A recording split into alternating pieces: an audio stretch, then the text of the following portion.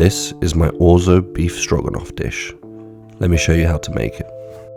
We're going to oil and season our steaks generously. Here I've got 2 thick cut sirloins. In a hot pan, place your steaks fat side down. We're going to let that fat render out. Once I got some colour on the fat, I cook the steaks for 2.5 minutes on each side. I like my steaks rare, but you can cook yours however you like. Once we have a nice crust on our steak, we're going to go in with a nice knob of butter and some garlic. We're going to lower the temperature, make sure the butter is frothing, and then we're going to baste. Rest your steak for 5 to 10 minutes. While it's resting, we're going to make the sauce.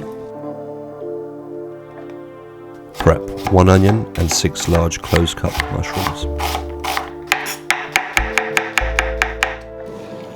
Into a pot, we're going to boil some water and season with salt. Then in with our Orzo pasta, 200 grams. While that cooks, we're going to make our sauce. A nice knob of butter and olive oil. Sweat down your onions for 5 minutes, then go in with your mushrooms. Season with salt and pepper. Worcestershire sauce, 20 milliliters. Loosen the sauce with some of that starchy pasta water. Teaspoon of Dijon mustard.